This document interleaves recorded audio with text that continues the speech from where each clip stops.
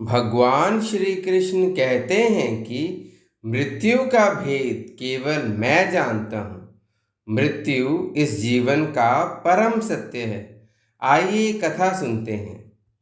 एक गांव में एक बहुत ही ज्ञानी पंडित रहते थे। उनका एक बचपन का परम मित्र था। वह बचपन से ही गूंगा और लंगड़ा था। एक दिन उसका मन किया कि मैं अपने मित्र को मिलकर आऊं। उसके मित्र का गांव उसके गांव से बहुत दूर था, तो वह ज्ञानी पंडित अपने मित्र को मिलने के लिए घर से निकल पड़ा। रास्ते में बहुत सारे गांव आते थे। पंडित जी को रास्ते में एक आदमी मिल गया। वह भी पंडित जी के साथ चलने लगा। पंडित जी ने सोचा कि अच्छी बात है, मुझे एक हमसफर मिल गया और सफर जल्दी कट जाएगा।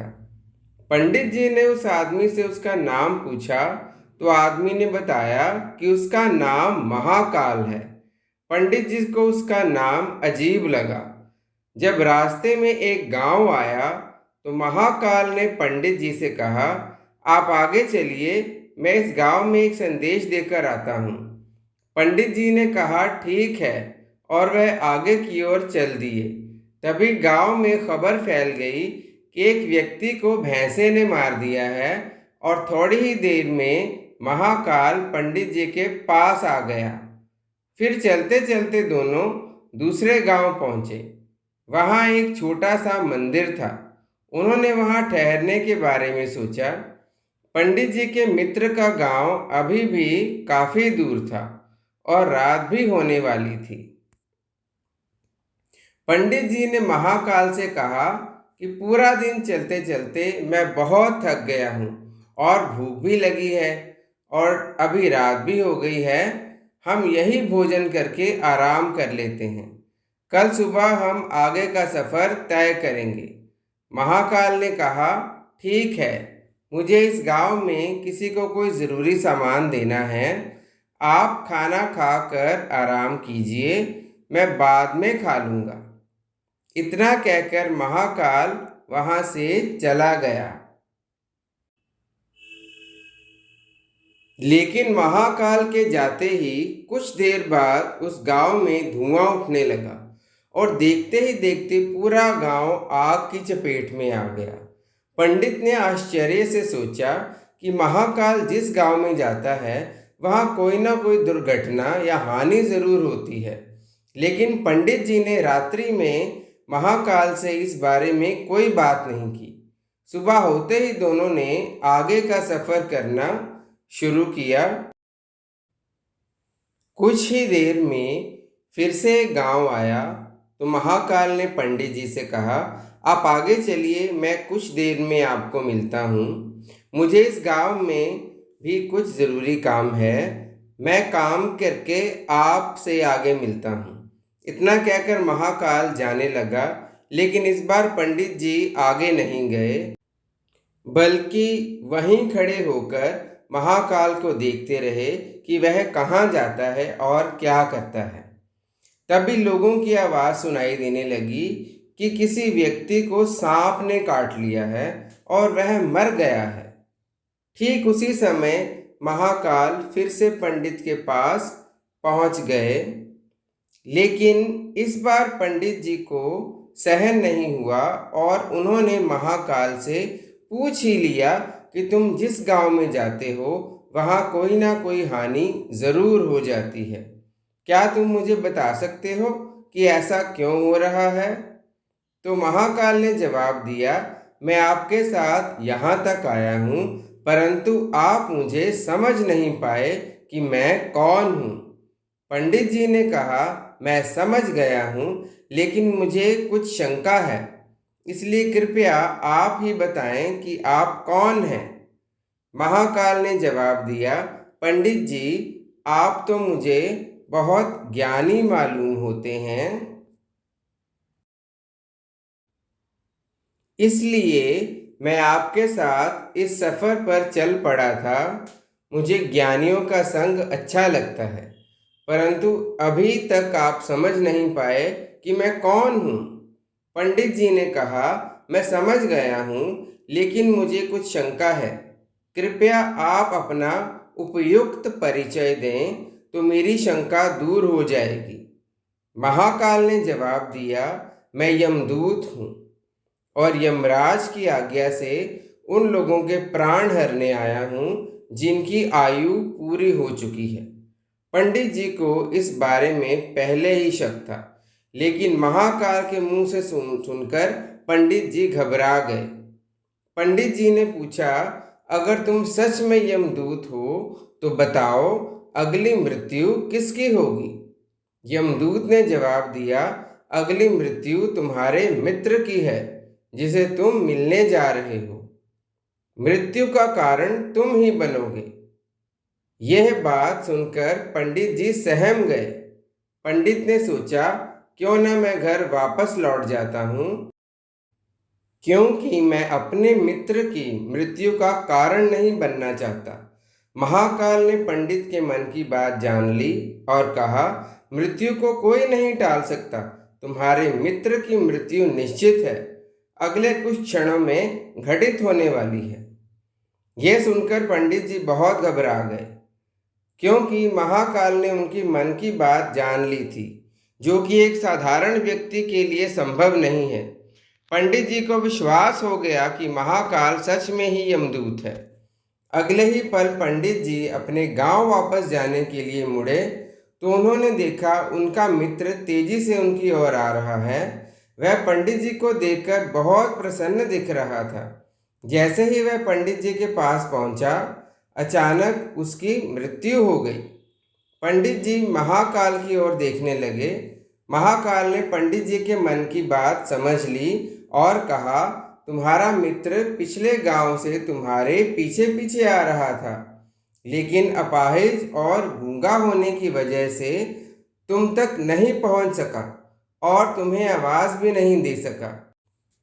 हृदय आघात के कारण तुम्हारे मित्र की मृत्यु हो गई, क्योंकि वह तुम्हारे पीछे ही तेजी से चलकर आ रहा था तुमसे मिलने के लिए, इसलिए उसकी मृत्यु का कारण तुम ही बने। अब पंडित जी को विश्वास हो गया था कि महाकाल सच में यमदूत है, जिसका कार्य जीवों के प्राण हरना है। पंडित जी ज्ञानी थे और जानते थे कि मृत्यु पर किसी का बस नहीं चलता, सभी को एक ना एक दिन मरना है। लेकिन पंडित जी के मन में स्वयं की मृत्यु के बारे में जानने की इच्छा हुई। उन्होंने महाकाल से पूछा कि मृत्यु तो मेरे मित्र की होनी थी, लेकिन आप मेरे साथ साथ क्यों चल रहे थे? महाकाल ने जवाब दिया, मैं तो सभी के साथ चलता हूँ, लेकिन लोग मुझे पहचान नहीं पाते। पंडित जी ने कहा, कृपया मुझे बताइए, मेरी मृत्यु कब होगी? महाकाल ने कहा, मृत्यु के बारे में जानकर जीव दुखी ही होता है, लेकिन आप एक पंडित जी हैं, ज्ञानी हैं, इसलिए मैं आपको आपकी मृत्यु के बारे में बता देता हूँ। आपकी मृत्यु आज से ठीक 2 महीने बाद इसी तारीख को दूसरे गांव में फांसी लगने से होगी। ये कहकर महाकाल वहां से जाने लगा। पंडित जी ने भी अपने मित्र का कर्म कांड किया और अपने गांव चले गए। लेकिन कोई भी व्यक्ति कितना भी ज्ञानी क्यों न हो, अपने मृत्यु की बात सुनकर दुखी ही होता है और मृत्यु से बचने का कोई ना कोई उपाय करता है। पंडित जी विद्वान थे। उन्होंने अपने राज्य के राजा से अपनी मृत्यु से संबंधित सारी कहानी बता दी। राजा ने पंडित जी के रहने का इंतजाम अपने महल में ही कर दिया ताकि वह सुरक्षित रहें। राजा ने सभी को यह आदेश दिया कि पंडित जी को कोई नहीं मिलने आए, लेकिन पंडित जी अपनी इच्छा से कहीं भी आ जा सकते हैं। आखिर वह दिन आ ही गया जिस दिन पंडित जी की मृत्यु होनी थी। पंडित जी जल्दी सो गए ताकि उनकी मृत्यु का दिन बीत जाए और अगला दिन आ जाए और उनकी मृत्यु टल जाए। पंडित जी को नींद में चलने की बीमारी थी। इस बारे में किसी को पता नहीं था, स्वयं पंडित जी को भी नहीं। उसी रात पंडित जी को नींद में चलने का दौरा पड़ा। वह उठे और महल से निकलकर अस्तबल में आ गए और एक घोड़े पर सवार होकर दूसरे राज्य के एक गांव में चले गए। एक घर का दरवाजा खुला था और वह अंदर जाकर एक स्त्री के साथ उसके पलंग पर लेट गए।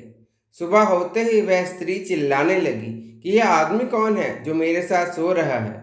उस स्त्री के पति पंडित जी को गांव के राजा के पास ले गए और सारी कहानी बता दी। राजा ने पंडित जी को उसके इस दुष्कर्म के लिए फांसी की सजा का हुक्म दिया। पंडित जी फांसी की सजा सुनकर बहुत डर गए और राजा को बताया, मैं नहीं जानता था कि मैं यहाँ कैसे पहुँचा, लेकिन आज के दिन मेरी मृत्यु होनी थी और वह भी फांसी लगने से। तो यह बात सत्य साबित हो गई।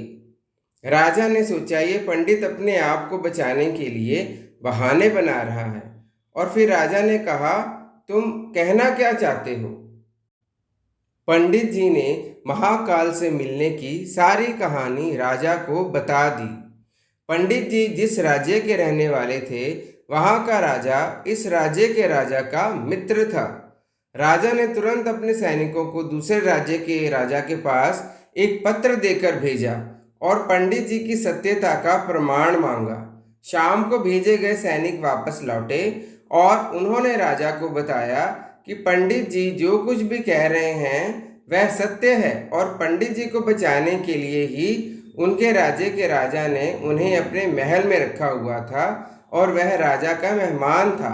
राजा ने पंडित जी के बारे में सारी बात जानकर उनको फांसी की सज़ा देना उचित नहीं समझा, क्योंकि उन्होंने बिना ही कुछ जाने पंडित जी को फांसी की सज़ा सुना दी थी, और अगर उनको फांसी का दंड ना दिया जाए तो राजा के कथन का अपमान हो जाएगा।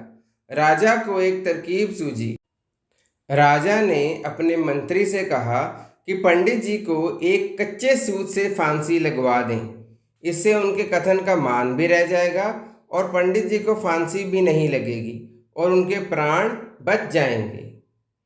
पंडित जी के लिए कच्चे धागे का सूत फांसी का फंदा बनाया गया और नियम अनुसार पंडित जी को फांसी पर चढ़ाया जाने लगा। सभी लोग खुश थे कि ना तो पंडित मरेगा और ना ही राजा का वचन झूठा साबित होगा।